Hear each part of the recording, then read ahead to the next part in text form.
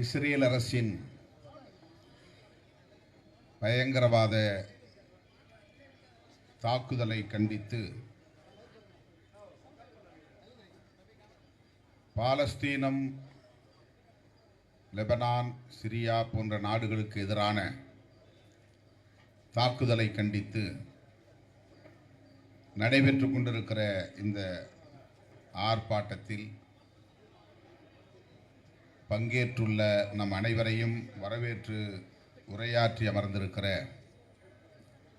கட்சியின் தலைமை நிலைய செயலாளர் பாலசிங்கம் அவர்களே, கண்டன உரை வழங்கி அமர்ந்திருக்கிற கட்சியின் துணை பொதுச் செயலாளர் சட்டமன்ற உறுப்பினர் ஆலூர் ஷானவாஸ் அவர்களே, நம்முடைய அழைப்பை ஏற்று இந்த நிகழ்வில் பங்கேற்று விரிவான உரை வழங்கி இஸ்ரேலிய அரசின் பயங்கரவாத தாக்குதலை கண்டித்து உரையாற்றி அமர்ந்திருக்கிற அருமை தோழர் மே 17 இயக்கத்தின் ஒருங்கிணைப்பாளர் திருமுருகன் காந்தி அவர்களே, எனக்கு முன்னர் இங்கே இந்திய அரசின் நிலைப்பாட்டை தோலுரித்து பயங்கரவாத இஸ்ரேலுக்கு துணை போகக்கூடிய நரேந்திர மோடி அரசின் நிலைப்பாட்டை கண்டித்து உணர்ச்சிகரமாக உரையாற்றி அமர்ந்திருக்கிற மனிதநேய மக்கள் கட்சியின் பொதுச் செயலாளரும் தலைவரும் சட்டமன்ற உறுப்பினருமான அண்ணன் பேராசிரியர் ஜவாஹிருல்லா அவர்களே,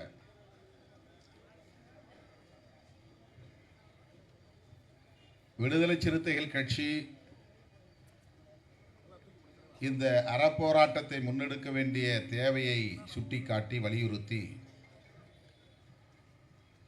ஐநா பேரவையின் பொதுச் செயலாளரை அச்சுறுத்தும் அளவுக்கு ஆணவம் பிடித்திருக்கிற இஸ்ரேலிய அரசின் பயங்கரவாத போக்கினை கண்டித்து உரையாற்றி அமர்ந்திருக்கிற கட்சியின் பொதுச் செயலாளர் நாடாளுமன்ற உறுப்பினர் தோழர் துரை ரவிக்குமார் அவர்களே, இந்நிகழ்விலே பங்கேற்று இதனை சிறப்பித்துக் கொண்டிருக்கிற கட்சியின் முதன்மை செயலாளர் ஏசி பாவரசு அவர்களே, துணை பொதுச் செயலாளர் சட்டமன்ற உறுப்பினர் எஸ் பாலாஜி அவர்களே, கட்சியின் ஊடக மையத்தின் முதன்மை செயலாளரும் சட்டமன்ற உறுப்பினருமான பனையூர் பாபு அவர்களே, துணை பொதுச் செயலாளர் வன்னியரசு அவர்களே, துணை பொதுச் செயலாளர் எழில் கரோலின் அவர்களே, தலைமை நிலைய செயலாளர் தகடூர் தமிழ்ச்செல்வன் அவர்களே, இளஞ்சிறுத்தைகள் எழுச்சி பாசறையின் மாநில செயலாளர் சங்கத்தமிழன் அவர்களே, மற்றும் மாநில பொறுப்பாளர்கள் அப்துல் நாசர், விடுதலை செழியன், அப்துல் ரகுமான், வழக்குரைஞர் ரஜினிகாந்த் ஆகிய தோழர்களே, இந்த நிகழ்வை முன்னின்று ஒருங்கிணைத்திருக்கிற மேனாள் மாவட்ட செயலாளர் தம்பி இரா செல்வம் அவர்களே, கடலூர் மாநகராட்சியின் துணை மேயர் தாமரை செல்வன் அவர்களே, இந்நிகழ்ச்சி வெற்றிகரமாக அமைந்திட களப்பணி ஆற்றிய முன்னணி தோழர்கள் மின்னல் பாபு, கிருஷ்ணமூர்த்தி, தமிழ் இலக்கியன், நுங்கை ராஜன், ஸ்டார் தனா, தலித் அரசு, ஆயிரம் விளக்கு மணி, ஸ்டுடியோ ஏழுமலை வினோத் ஆகிய தோழர்களே, வருகை தந்திருக்கிற மாவட்ட செயலாளர்கள் சென்னை வேலுமணி, இளங்கோவன், சேத்துப்பட்டு இளங்கோ, சவுந்தர், உஷாராணி, அப்புன், சாரநாத், கரிகால் வளவன், ஜேக்கப், இளையா, ஞான முதல்வன் ஆகிய தோழர்களே, திருவள்ளூர் மாவட்டத்தை சார்ந்த மாவட்ட செயலாளர்கள் தளபதி சுந்தர், அருண் கௌதம், நீலமேகம், ஆவடி ஆதவன். காஞ்சி மாவட்டத்தை சார்ந்த மாவட்ட செயலாளர்கள் தீவா எழிலரசு, மதி ஆதவன், மேனகா. செங்கல்பட்டு மாவட்ட செயலாளர்கள் தமிழினி, பொன்னிவளவன், கனல்விழி, தென்னவன், சாமுவேல், தமிழரசன் மற்றும் கடலூர் அறிவுடை நம்பி, உளுந்தூர்பேட்டை கள்ளக்குறிச்சி அறிவுக்கரசு, கள்ளக்குறிச்சி வேல் பழனியம்மாள், ஒரத்தநாடு சஞ்சய் ஜெய்சங்கர், திருநெல்வேலி முத்துவளவன், அரியலூர் அங்கனூர் சிவா உள்ளிட்ட இயக்கத்தின் முன்னோடிகளே, அழைப்பு விடுக்கும் போதெல்லாம் ஓடோடி வந்து மாநாடாக இருந்தாலும் போராட்டமாக இருந்தாலும் அதனை வெற்றி பெற வைக்கிற என் உயிரின் உயிரான விடுதலை சிறுத்தைகளே, உங்கள் அனைவருக்கும் என்னுடைய பணிவார்ந்த வணக்கத்தை தெரிவித்துக் கொள்கிறேன். பெயர்கள் விடுபட்டிருந்தால் பொறுத்தருள வேண்டுகிறேன். எப்போதும் இயற்கை நம் பக்கம் என்று நான் அடிக்கடி சொல்லுவேன். இன்றும் நம் பக்கம்தான் இயற்கை நிற்கிறது. மாநாட்டிலும் சொன்னேன். மாநாடு முடிந்த பிறகுதான் அந்த பகுதியிலே பெரும் புயல் அடித்தது, கடுமையான புயல் அடித்தது. நம்முடைய கொடிமரங்கள் சாய்ந்தன, கட்டியிருந்த ஆர்ச்சுகள் எல்லாம் கூட சாயக்கூடிய அளவுக்கு புயல் அடித்தது. ஆனால் மாநாடு முடிகிற வரையில் இயற்கை நம்மோடு இருந்தது, பாதுகாப்பு தந்தது. இன்றைக்கு கனமழை பெய்யும் என்று தொலைக்காட்சியை திறக்கும் போதெல்லாம் அச்சுறுத்தி கொண்டே இருந்தார்கள். பெருமழை பெய்யும், கனமழை பெய்யும், சென்னையில் ஆரஞ்சு அலர்ட், 15ஆம் தேதி ரெட் அலர்ட் என்றெல்லாம் செய்திகள். நான் இரவெல்லாம் வரும்போது அதை பார்த்துக்கிட்டே வந்தேன், என்ன சொல்கிறாங்க எது சொல்கிறாங்க. போராட்டத்தை தள்ளி வைக்கலாம்னு இரா செல்வம் ரொம்ப ஃபோனில் வந்து சொல்லிக்கிட்டே இருந்தார். ஆனால் தள்ளி போடுங்கண்ணே, தள்ளி போடுங்கண்ணே. எனக்கும் இயற்கைக்கும் தெரியும். இயற்கை எனக்கு சொல்லியது, நீ திட்டமிட்டபடி ஆர்ப்பாட்டத்தை நடத்து, நான் ஒத்துழைக்கிறேன் என்று. பாருங்க, நம்ம ஆர்ப்பாட்டம் முடிஞ்ச பிறகு புயல் அடிக்கும், மழை பெய்யும். இயற்கைக்கு என்னுடைய வணக்கத்தையும் நன்றியையும் உரித்தாக்குகிறேன். இந்த ஆர்ப்பாட்டத்தை எப்போதோ நாம் நடத்தி இருக்க வேண்டும். ஆண்டு கணக்கிலே அந்த யுத்தம் நடந்து கொண்டிருக்கிறது. அண்மையில் மிக மோசமான உக்கிரத்தை அடைந்திருக்கிறது. உலக நாடுகளே அச்சப்படக்கூடிய அளவுக்கான ஒரு சூழல் உருவாகி கொண்டிருக்கிறது. ஈரான் இஸ்ரேலை சீண்டிவிட்டது, இஸ்ரேல் சும்மா இருக்காது என்றெல்லாம் இப்போது எல்லோரும் பேசிக் கொண்டிருக்கிறார்கள். அதைவிட முக்கியமாக உலக நாடுகள் எல்லாம் சேர்ந்த ஒரு அவை, அதுதான் ஐநா பேரவை, ஐக்கிய நாடுகள் சபை, ஐநா பேரவை. அதில் நூற்றுக்கணக்கான நாடுகள் உறுப்பு நாடுகளாக இருக்கின்றன, மெம்பராக இருக்கிறாங்க. நாடே மெம்பர் ஆகிறது அந்த அசோசியேஷனில்.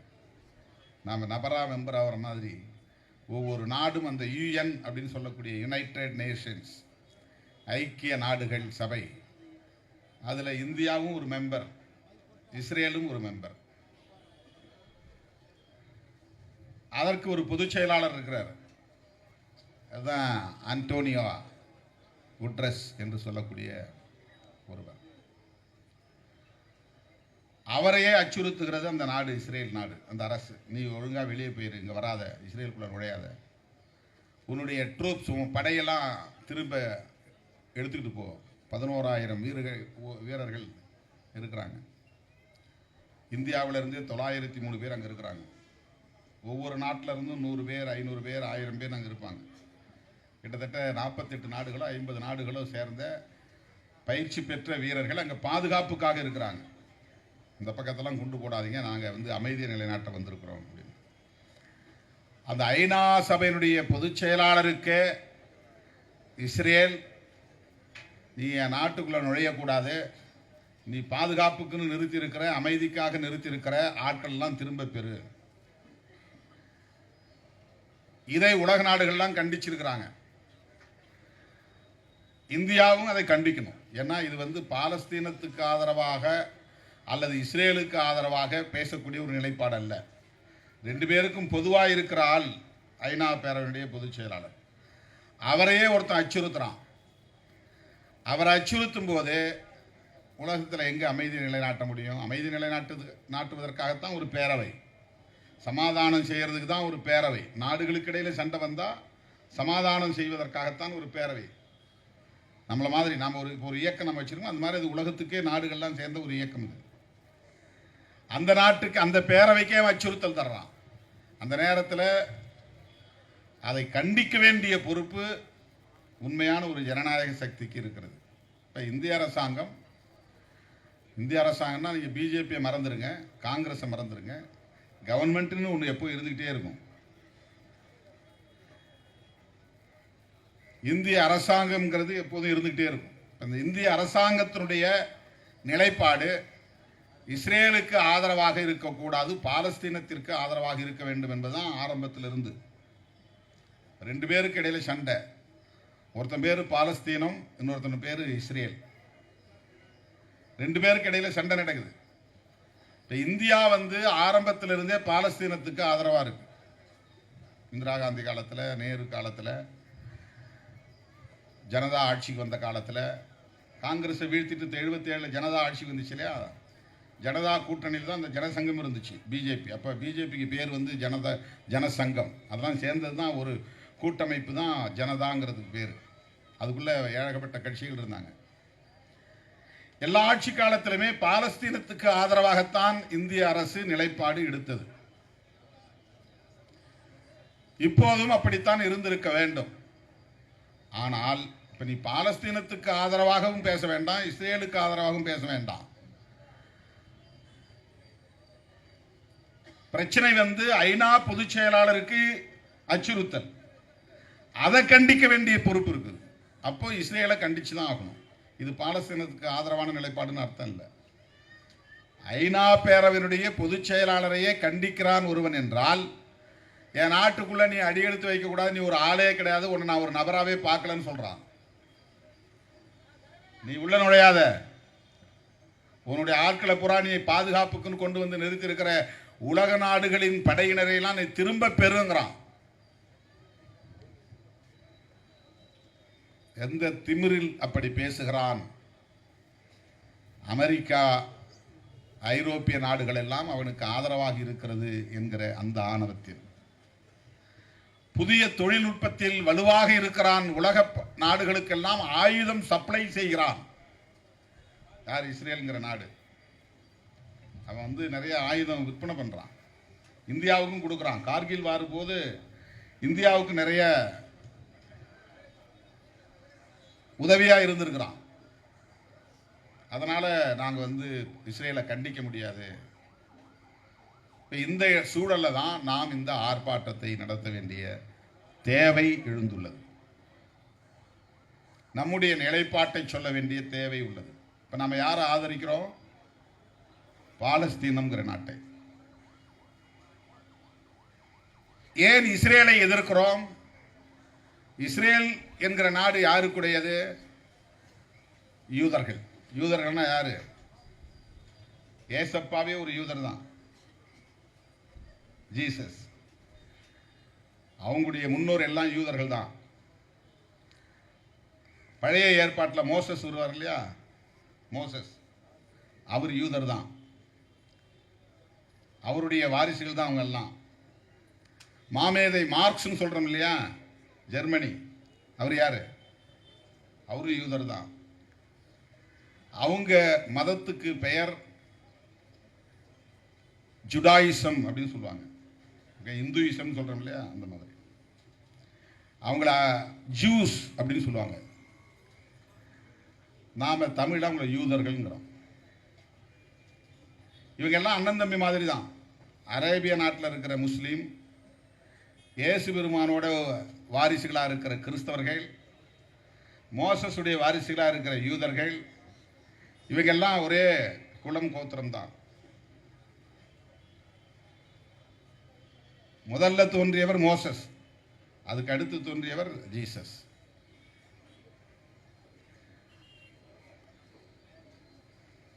இவர்கள் எல்லோரும் வாழக்கூடிய ஒரு பகுதி உலகத்தில் மிக முக்கியமாக கடவுளால் தேர்ந்தெடுக்கப்பட்ட மக்கள் நாங்கள் தான் என்று சொல்லிக் கொள்ளக்கூடியவர்கள்.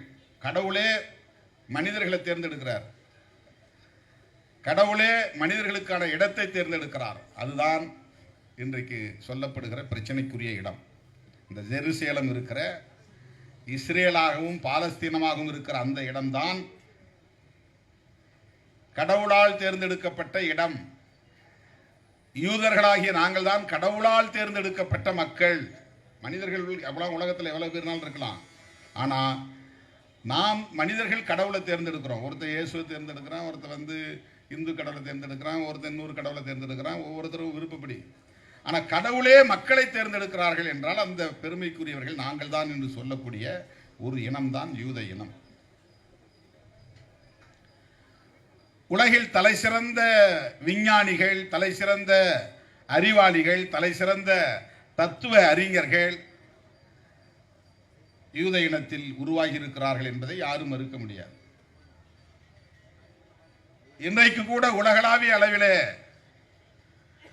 வணிகத்தை தீர்மானிக்கக்கூடியவர்கள், வர்த்தகத்தை தீர்மானிக்கக்கூடியவர்கள், உலக பொருளாதாரத்தை தீர்மானிக்கக்கூடியவர்கள், அரசியல் நிலைப்பாடுகளை தீர்மானிக்கக்கூடியவர்கள் இல்லுமினாட்டிகள் என்று சொல்லுகிறார்கள். அவர்கள் அத்தனை பேரும் பெரும்பாலும் யூதர்கள் தான். பெரிய புத்திசாலிகள், யாரும் சொல்ல முடியாது, மறுக்க முடியாது. அவர்கள் ஐரோப்பியாவிலும் வாழ்ந்தார்கள், பல நாடுகளில் வாழ்ந்தார்கள், குறிப்பாக ஜெர்மனியில் வாழ்ந்தார்கள். உலகப் போரின் போது ஹிட்லர் இந்த யூதர்களை வெறிகொண்டு அழித்தார். யூத இனத்தையே அழித்தொழிப்பதுதான், அதாவது இனக்கொலை. ஒரு இனமே இல்லாத அளவுக்கு, கருவிருக்கக்கூடிய அளவுக்கு குழந்தைகள் உட்பட, சிசு உட்பட, வயிற்றில் உருவாகியிருக்கிற கரு உட்பட அனைவரையும் அழித்து அந்த இனமே உலகத்தில் இருக்கக்கூடாது என்கிற அளவுக்கு ஒரு வெறி கொண்ட யுத்தத்தை அவன் நடத்தியதற்கு காரணம், நீதான் கடவுளால் தேர்ந்தெடுக்கப்பட்ட மக்கள் சொல்றியா, உன்னை விட மாட்டேன். அதுதான் அவனுடைய முக்கியமான ஒரு கான்செப்ட். அப்போ ஏராளமானவர்கள் அங்கிருந்து சிதறி ஓடினார்கள், உலக நாடுகள் முழுக்க சிதறி போனார்கள். யூதர்கள் இல்லாத தேசங்களே இல்லை. எந்த நாட்டுக்கு போன, இப்போ அமெரிக்காவில் யார் பெரும்பான்மையாக இருக்காங்கன்னா யூதர்கள் தான் இருக்கிறாங்க. எல்லா முக்கியமான இடங்கள்லையும் ஆட்சி அதிகார மையங்களில் எல்லாம் யூதர்கள் தான் இருக்கிறாங்க. இந்த யூதர்களுக்கென்று ஒரு நாடு இல்லாத நிலை ஏற்பட்டு விட்டது.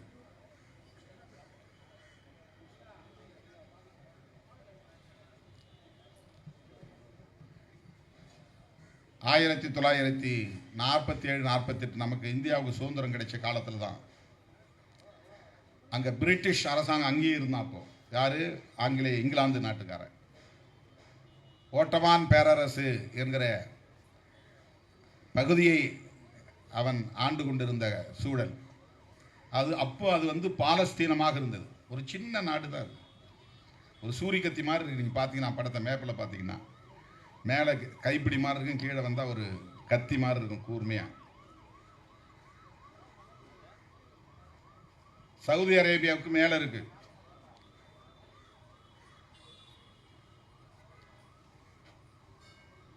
அங்கதான் ஜோர்டான் இருக்குது, அதுக்கு கிழக்கு பகுதியில். எகிப்து அதுக்கு கீழே தெற்க இருக்குது. அதனுடைய மேற்கு பகுதி முழுக்க மத்திய தரைக்கடல், பெரிய கடல். ஜோர்டானுக்கு மேலே சிரியா இருக்கு. சிரியான்னு ஒரு நாடு. எல்லாம் சின்ன சின்ன நாடு, குட்டி குட்டி நாடு. மெட்ராஸ் மாதிரி இருக்கும் ஒரு நாடு அது. மெட்ராஸ் நம்ம சென்னையில் இதுக்கு 1 கோடிக்கு மேலே மக்கள் தொகை வந்துருச்சு. மொத்தம் இஸ்ரேலுக்கே 1 கோடி பேர் தான் மக்கள் தொகை. ரொம்ப சின்ன பகுதி தான். அந்த சிரியாவுக்கு மேற்கு பகுதியில் தான் வடமேற்கு பகுதியில் லெபனான் இருக்கு. இதுதான் இஸ்ரேலை சுற்றி இருக்கிற பகுதி. இதெல்லாம் மொத்தமாக பாலஸ்தீனமாக இருந்துச்சு. பாலஸ்தீனியர்கள் யார்? அவங்க முஸ்லீம்கள்னு வச்சு. பாலஸ்தீனியர்கள் வந்து அராபிய வம்சத்தை சார்ந்தவர்கள், இஸ்லாமியர்கள். அவர்களுடைய தாயகமாக அது இருந்தது. யூதர்களுக்கு ஒரு நாடு இல்லை என்ற ஒரு பிரச்சனை வருகிற போது, உலகளாவிய பிரச்சனையாக அது மாறுகிற போது, உலகமெங்கும் அவர்கள் சிதறி கிடக்கிற நிலையில அமெரிக்காவும் பிரிட்டனும் சேர்ந்து 1947 வாக்கில் ஒரு முடிவெடுக்கிறார்கள். பாலஸ்தீனத்துக்குள்ளே யூதர்களுக்கு ஒரு நாட்டை உருவாக்கி தருவது. 98-99% பாலஸ்தீனியர்கள் மட்டுமே இருந்த அந்த நிலப்பரப்புக்குள்ள ஒரு 48% 50% பகுதியை சரியா பிரிச்சு யூதர்களுக்கு என்று ஒரு நாட்டை பிரிச்சு கொடுக்குறாங்க. இவங்க சொன்னாங்க பேசும்போது, மேற்கு கரை வெஸ்ட் பேங்க், காசா அது வந்து மத்திய தரைக்கடலை ஒட்டி உள்ள ஒரு சின்ன பகுதி. அது கூவம் ஆற்றை ஒட்டி இருக்கிற காந்தி நகர் மாதிரி. அது நமக்கு நம்ம ஆட்கள் கடமெல்லாம் இருந்த ஏரியா, அது பேர் என்ன? கல்லறை பகுதி, கல்லறை தோட்டம். அது மாதிரி ஒரு சின்ன பகுதி. அது இந்த ஜெயிலில் இருந்து ஆரம்பித்து இந்த பக்கம் நம்ம தீவு திடல் வரலாம், இந்த கல்லறை தோட்டம் இருக்கு இல்லையா, அப்படி அது அந்த மாதிரி ஒரு பெரிய பகுதி வச்சுங்க. நடுவில் இஸ்ரேல், அந்த பக்கம் காசாங்கிற ஒரு பகுதி, கிழக்கு பகுதியில் இருக்கிறது தான் வெஸ்ட் பேங்க். இது இந்த ரெண்டு பகுதி தான் பாலஸ்தீனமாக்கி மிச்சத்தை வந்து இஸ்ரேல் ஆக்கி கொடுத்துட்றான். இதுக்கு பாலஸ்தீனர்கள் உடன்படலை. அவங்களுடைய விருப்பத்துக்கு மாறாக இப்படி ஒரு முடிவை எடுத்து ஒரு நாட்டை உருவாக்கி தருகிறார்கள் யூதர்களுக்கு என்று. அப்ப ஆரம்பத்தில் பாலஸ்தீனர்கள் என்ன பண்ணாங்க? பாதிக்கப்பட்டவங்க மனிதாபிமான அடிப்படையில் ரொம்ப குறைவாக தானே வராங்கன்னு சொல்லிட்டு புலம்பெயர்ந்து வரக்கூடியவர்களை வரவேற்று இருக்கிறாங்க. எப்படி இலங்கை முழுவதும் தமிழர்கள் ஆண்ட காலத்தில் வட இந்திய பகுதியிலிருந்து போனவர்கள் சிங்களவர்கள் அப்போ கடற்கரையில் வந்து ஏறினப்போ, படகுல வந்து ஏறினப்போ பரிதாபப்பட்டு வாங்கன்னு வரவேற்றாங்க தமிழர்கள். அதுக்கப்புறம் அவன் போய் மொத்த தீவே ஏன் தீவுன்ட்டான் சிங்களவன். சிங்கள தீவினுக்கு ஒரு பாலம் அமைப்பு ஒட்டுமொத்தமாக இலங்கை தீவை சிங்கள தீவாக மாற்றிக்கிட்டான். போகும்போது தமிழர்கள் வரவேற்றாங்க. அதுக்கப்புறம் அவன் வந்து கொஞ்சம் கொஞ்சமாக தமிழர் பகுதியை சுருக்கிட்டு வந்து வடக்கு கிழக்கு மாகாணம் ஆக்கிட்டான். மொத்த தீவுமே தமிழர்கள் கட்டுப்பாட்டில் இருந்த காலம். இவன் போகிறதுக்கு முன்னாடி, சிங்களவன் போகிறதுக்கு முன்னாடி அவன் வட இந்திய பகுதியிலிருந்து தான் போனான், ஒரு படகுல போனான். அந்த மாதிரி ஐரோப்பிய நாடுகளில் இருந்து சிதறி புலம்பெயர்ந்து வந்த யூதர்களை அங்கே இருந்த பாலஸ்தீனியர்கள் வரவேற்றார்கள் என்பது வரலாறு. மகிழ்ச்சியாக தான் வரவேற்றிருக்கிறாங்க, சகோதரத்துவத்தோடு வரவேற்றிருக்கிறாங்க. இஸ்லாமியர்கள்ட்ட சகோதரத்துவம் என்பது உலகம் முழுவதும் செழுமை அடைந்திருக்கிற ஒன்று. யாரா இருந்தாலும் வரவேற்று அவங்களை உபசரிக்கக்கூடிய ஒரு பண்பு, மாண்பு எந்த நாட்டிலும் உண்டு. இஸ்லாமியர்கள் எந்த நாட்டில் வாழ்ந்தாலும் அவங்க அந்த சகோதரத்துவத்தை, வாஞ்சியை வெளிப்படுத்தக்கூடியவர்கள். வந்ததுக்கு பிறகு, இவனுக்குன்னு ஒரு நாடு உருவான பிறகு, இவனுக்கு அமெரிக்க ஆதரவு இருக்கிறது, பிரிட்டிஷ் ஆதரவு இருக்கிறது, ஐரோப்பிய நாடுகள் ஆதரவுன்னு ஒரு நாடு உருவான உடனே எங்கெங்கெல்லாம் சிதறி கிடந்தானோ எல்லாரும் உள்ள வான்னு பிடிச்சி எழுதுட்டான். யூதர்களுடைய எண்ணிக்கை பெருக பெருக பாலஸ்தீனர்கள் வெளியேற வேண்டிய நிலை. மண்ணின் மைந்தர்கள், அந்த மண்ணுக்கு நீண்ட காலமாக பூர்வீக உரிமை கொண்டவர்கள், லட்சக்கணக்கானவர்கள் வெளியேறும் அவலம் ஏற்பட்டது. அது ஒரு யுத்தமா மாறுது. அப்படி வெளியே சிதறிய பாலஸ்தீனர்களுக்கு மீண்டும் நாடு வேண்டும் என்று போராடுவதற்கு அறவழியிலும் இயக்கம் உருவாகியது, ஆயுதப்படைகளும் உருவாகியது. ஈழத்தந்தை செல்வா தலைமையிலே அறவழியிலும் இயக்கம் உருவானது. அண்ணன் பிரபாகரன் தலைமையில் ஆயுதப்படையும் உருவானது. எல்டிடி காலகட்டத்தில் அங்கு எத்தனையோ பல இயக்கங்கள், பாலஸ்தீன இயக்கங்கள் தங்களுடைய மண்ணை மீட்பதற்காக, இஸ்ரேலியர்களின் ஆக்கிரமிப்பை தகர்ப்பதற்காக, அவர்களை விரட்டுவதற்காக அவர்கள் போராடத் தொடங்கினார்கள். அதுல ஒரு இயக்கம் தான் PLO, யாசர் அராஃபத் அவர்களின் தலைமையிலான பாலஸ்தீன விடுதலை இயக்கம். அது ஒத்து வராது. இஸ்ரேல் மிக மோசமான ஒரு வன்முறை அரசு, பயங்கரவாத அரசு, அதை எதிர்கொள்வதற்கு நாமும் படை கட்ட வேண்டும் என்கிற அடிப்படையில் உருவான படை இயக்கங்கள் தான் இங்கே சொன்னார்களே ஹமாஸ். அது ஒரு சுருக்க எழுத்து, அப்ரிவேஷன். அது HAMAS. அது அரபி மொழியில் எக்ஸ்பென்ஷன் வேற. ஹெஸ்புல்லா அது ஒரு அமைப்பு, அது ஆயுதம் தாங்கிய அமைப்பு. ஹவுதி அப்படின்னு ஒரு அமைப்பு, அது ஒரு ஆயுதம் தாங்கிய அமைப்பு. இந்த மாதிரி பல ஆயுத குழுக்கள் தங்களை தற்காத்துக் கொள்வதற்காக இஸ்ரேல் அரசின் பயங்கரவாத தாக்குதலில் இருந்து மண்ணையும் மக்களையும் தற்காத்துக் கொள்வதற்காக, பாதுகாப்பதற்காக அவர்கள் உருவாக்கி கொண்ட ஆயுத குழுக்கள். பொதுவாக அது பயங்கரவாத அமைப்பு, தீவிரவாத அமைப்பு, டெரரிஸ்ட். ஏன் LTT உருவாகிச்சு? அறவழியில் ஈழத்தந்தை செல்வா தலைமையில் 25 ஆண்டு காலம் போராடியும் சிங்களவர்கள் அதற்கு இணங்கவில்லை. அவர்களின் ஜனநாயக கோரிக்கைகளை ஏற்கவில்லை. ஓ மொழியிலே பேச வேண்டிய தேவை இருக்கிறது. நம்ம கமிஷனர் சொன்னார, ரவுடிகளுக்கு புரியும் மொழியில் பேசுவோம் அப்படின்னு. ஆயுத குழுக்கள் அப்படித்தான் தோன்றின. அதற்கு பக்கத்திலே இருக்கிற அரேபிய நாடுகள் உதவாமல் என்ன செய்யும்? உதவத்தான் செய்யும். இஸ்ரேலியர்கள் என்ன செய்தார்கள்? அந்த யூதர்கள் என்ன செய்தார்கள்னா, அவனுக்குன்னு ஒரு ஏரியா போட்டு இதுக்குள்ள இருன்னு சொல்றான் இல்லையா, சவுகார்பேட்டையோட இருந்துக்கன்னு சொன்னா அதுக்குள்ளே இருந்துக்கணும் மார்வாடி. அதை தாண்டி அண்ணா நகர் அப்படியே ஒட்டுமொத்த சென்னையும் ஆக்கிரமிச்சா என்ன ஆகும்? தலித்துகளா, ஏழை எளிய மக்கள்லாம் கூவங்கரை பூரா தூக்கிட்டு போய் ஒக்கியம் துறைம்பாக்கத்தில் போட்டுடுறாங்க. செம்மஞ்சேரியில் கொண்டு போய் கொட்டிடுறாங்க. இது எப்படி? இது டிஸ்பிளேஸ்மெண்ட், புலம்பெயர்தல். சென்னையை பூர்வீகமாக கொண்டவர்கள் எல்லோரும் உங்களுக்கு மாற்று இடம் தருகிறோம், நல்ல வீடு தருகிறோம், நீங்கள் மழை வெள்ளத்தால் பாதிக்கப்படுகிறார்கள் என்ற காரணம் சொல்லி அழைத்து கொண்டு போனார்கள். கொண்டு போய் ஒக்கியம், துறைப்பாக்கம், செம்மஞ்சேரி, அப்படியே பெரும்பாக்கம் ஒரு 40 கிலோமீட்டர் 50 கிலோமீட்டர் தள்ளி கொண்டு போய் போட்டாங்க. இது அரசாங்கமே செஞ்சிருக்கு. அங்கே என்ன நடந்ததுன்னா, இவன் உள்ள வர வர வர இவர்களெல்லாம் வெளியேற வேண்டிய நிலை. தாக்குதல், வன்முறை வெறியாட்டம், பயங்கரவாத நடவடிக்கைகள். ஆயிரக்கணக்கானவர்கள் கொல்லப்படுகிறார்கள், குழந்தைகள் உட்பட கொல்லப்படுகிறார்கள்.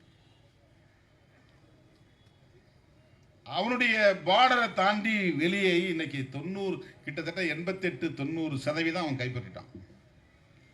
முதல்ல அவனுக்கு 40-45% தான் இடம் கொடுத்தாங்க.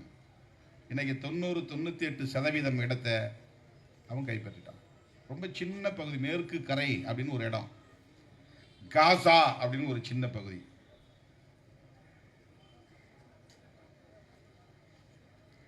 அதுதான் இன்னைக்கு பாலஸ்தீனமா மிஞ்சி இருக்கு. இப்ப யார் பக்கம் நாம நிக்கிறோம் சொல்லுங்க? பாலஸ்தீனர்களை விரட்டி அடித்து விட்டு அவர்களின் தாய் மண்ணை ஆக்கிரமித்திருக்கிற இஸ்ரேலிய கும்பலை அல்லது யூதர் கும்பலை இந்த இடத்திலே நாம் ஆதரிக்க முடியுமா? அவனுக்கென்று ஒதுக்கப்பட்ட பகுதிக்குள்ளேயே அவன் இருந்து பாலஸ்தீனியர்களோடு சகோதரத்துவத்தோடு வாழாமல் ஒட்டுமொத்த பாலஸ்தீனத்தையும் இஸ்ரேலாக்குவதற்கு அவன் எல்லா விதமான ஆக்கிரமிப்பு, அடக்குமுறை போன்ற நடவடிக்கைகளில், பயங்கரவாத நடவடிக்கைகளில் தொடர்ந்து ஈடுபட்டு வருகிறான். அதுதான் பிரச்சனை.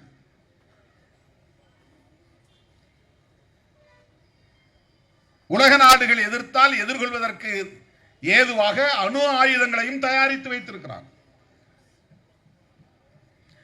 சுற்றிலும் அரபு நாடுகள் இது போல பயங்கரவாத நடவடிக்கைகளில் பெரும்பாலும் ஈடுபடுவதில்லை.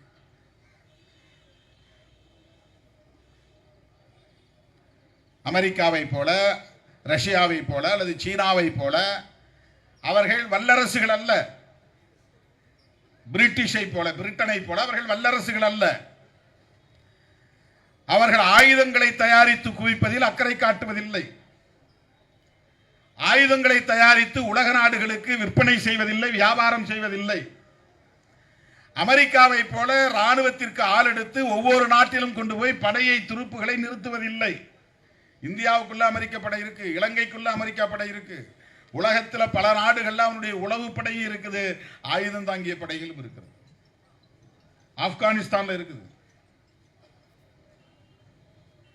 அவன் தன்னுடைய நாட்டை பாதுகாப்பதற்கு மட்டும் ராணுவத்துக்கு ஆள் சேர்ப்பதில்லை, உலக நாடுகள் முழுவதிலும் தன்னுடைய ஆக்கிரமிப்பை நிலைநாட்டுவதற்கு ஆள் சேர்க்கிறான்.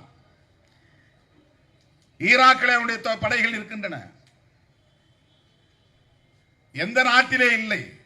அவனுடைய அந்த ஏகாதிபத்திய ஆக்கிரமிப்பை, ஆக்டோபஸை போன்ற கால்களை பரப்பும் அந்த ஆக்கிரமிப்பை எதிர்த்துதான் சேக்குவாரா போராடினான்.